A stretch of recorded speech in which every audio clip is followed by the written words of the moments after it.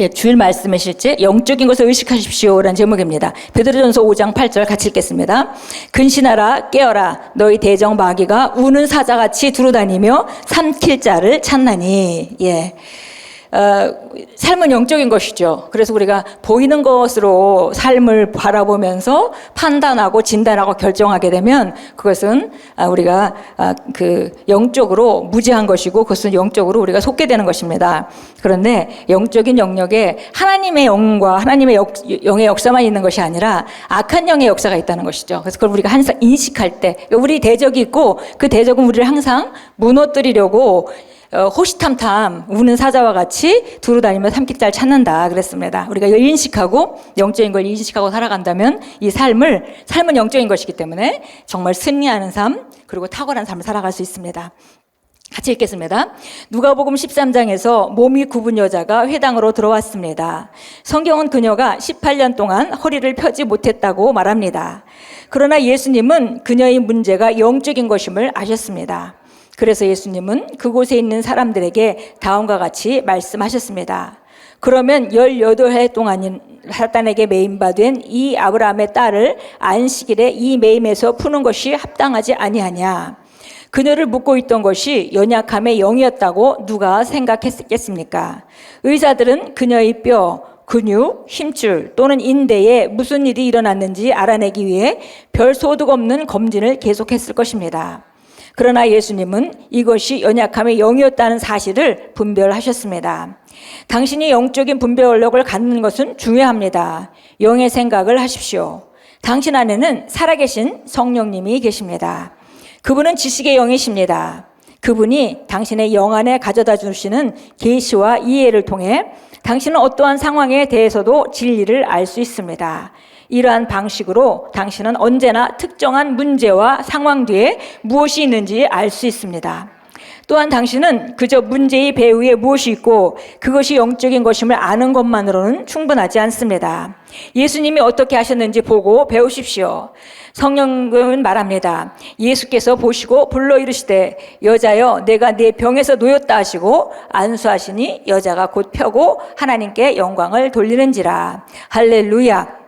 예수님은 그녀가 마귀에게 사로잡혔다고 하셨고 만약 그분의 진단이 틀렸다면 그분의 처방이나 대처가 아무런 결과를 가져오지 않았을 것입니다. 예수님은 언제나 문제를 영적인 관점에서 해석하고 처리하셨습니다.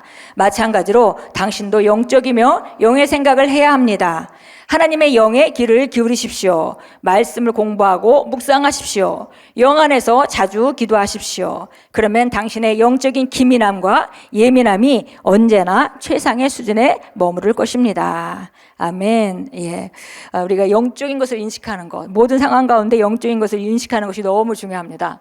그것이 바로 하나님이 보시는 관점이고 그것이 사실은 진리인 거죠. 겉에 보이는 것들이 아무리 포장되고 아무리 거짓이 그렇게 많이 충만하다 할지라도 우리가 영적으로 기능한다면 정확한 것을 보고 정확하게 우리가 대처할 수 있을 것입니다. 여기 우리 참고 성경에 보니까 골로새 1장 9절에서 사도 바울이 이런 걸 알기 때문에 성도들을 위해서 기도할 때 너희가 모든 지혜와 영적 깨달음으로 그분의 뜻을 아는 것으로 채워지길 내가 기도한다 이렇게 얘기했습니다. 그러니까 우리가 이런 영적 지각이 없다면은 그리고 하나님이 주신 지혜가 없다면은 우리가 정확하게 하나님의 뜻을 알 수가 없고 그러면 세상에 보이는 것으로 모든 것을 판단하고 세상 사람과 똑같이 움직일 수밖에 없습니다. 그러나 우리는 영적으로 깨어서 이런 어둠 가운데서도 무엇을 선택해야 될지 우리가 무엇을 우리가 말하고 어떤 쪽으로 가야 될지를 우리가 잘 알 수 있는 것은 바로 우리가 우리 안에 성령님이 계시고 그 성령님의 인도를 받고 영적 깨달음이 있을 때 가능한 일입니다. 고린도전서 2장 14절부터 16절까지 제가 읽겠습니다. 그러나 자연인은 하나님의 영의 것들을 받아들이지 아니하나니 그것들이 그에게는 어리석은 것이니라. 또 그가 그것들을 알 수도 없나니 이는 그것들이 영적으로 분별되기 때문이라. 오직 영에 속한 사람은 모든 것을 판단하나 그 자신은 아무에게도 판단을 받지 아니하느니라. 누가 주의 생각을 알아서 그를 가르치겠느냐? 그러나 우리가 그리스도의 생각을 가졌느니라. 세상 사람들은 보이는 것만 갖고 판단하지만 우리는 영적인 사람들은 영적인 것으로 판단을 해야만 정확히 보는 것이다. 그리고 영적인 사람은 모든 걸 판단하지만 그러나 그 자연인은 아무것도 그 어둠 가운데 눈에 보이는 것만, 환경만 보기 때문에 제대로 알 수가 없다, 이렇게 말했고요. 그래서 영으로 판단을 해야 되는데 우리가 모두 다 그리스도의 영을 가졌기 때문에 우리 안에 있는 그분으로 말미암아 우리도 바른 것을 보고 바른 생각을 할 수 있다라고 말했습니다.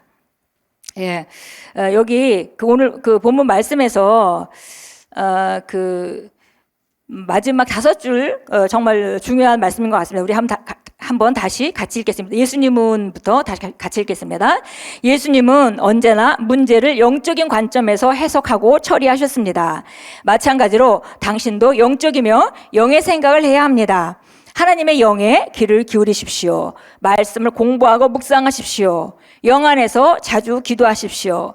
그러면 당신의 영적인 기민함과 예민함이 언제나 최상의 수준에 머무를 것입니다. 아멘. 그래서 영적인 관점에서 우리가 볼 때에 그래서 영적인 생각을 갖게 되고 영의 귀를 계속 기울이게 되면 그분으로부터 듣고 정확하게 알게 된다는 거죠. 그래서 바로 영적인 기민함과 예민함에서 항상 최상의 수준에 머무르면서 바른 결정을 할 수 있다고 했습니다.